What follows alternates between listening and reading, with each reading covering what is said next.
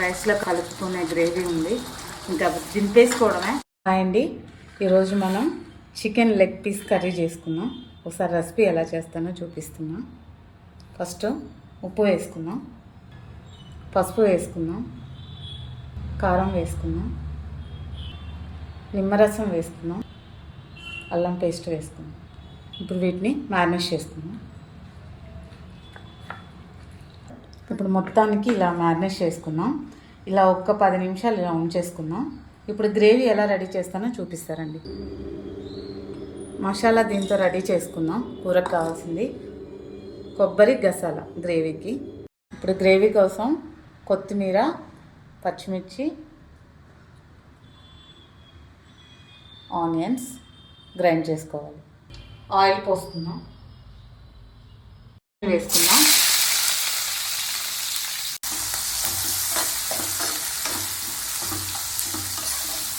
మేతి వేసుకుందాం, కొద్దిగా ఎక్స్ట్రా వేసుకుందాం, ఫ్లేవర్ బాగుంటుంది.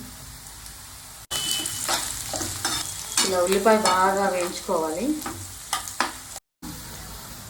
రుచికి సరిపడా కొంచెం అల్లం పేస్ట్ వేసుకుందాం, పసుపు వేసుకుందాం,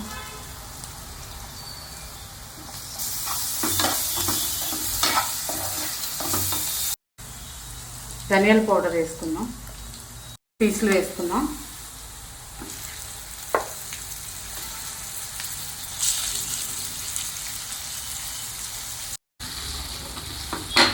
ఇలా పేగిన తర్వాత ఇందులో పెరుగు వేసుకుందాం.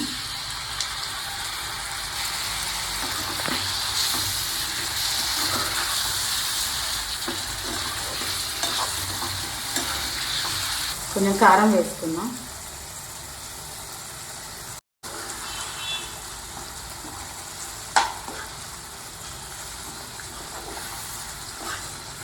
కొత్తిమీర, పచ్చిమిర్చి పేస్ట్ వేసుకుందాం.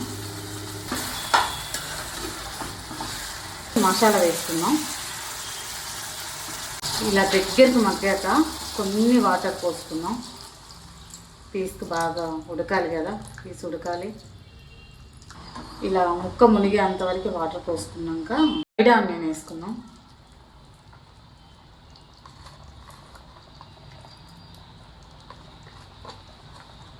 ఒక 5 నిమిషాలు ఇలా ఉడికించుకుందాం. ఇప్పుడు చూసుకుందాం ఉడికిందా లేదా, ఇంకా టైం పట్టిద్దా. చూసారా, ముక్క మంచిగా సాఫ్ట్గా ఉడికిపోతుంది.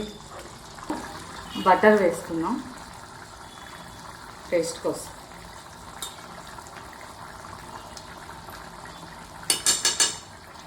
దీనివల్ల ముక్క సాఫ్ట్గా అవుతుంది, టేస్ట్ కూడా రెట్టింపు అవుతుంది. దీంట్లో కరివేపాకు వేసుకుందాం. ఇలా ఒక్క 10 నిమిషాలు మగ్గనించి దింపేసుకోవడం. దగ్గర ఉడికిపోయిందండి కర్రీ. రైస్లో కలుపుకునే గ్రేవీ ఉంది, ఇంకా దింపేసుకోవడమే. అరోమా అయితే సూపర్. నచ్చితే మీరు కూడా ఒకసారి ట్రై చేయండి.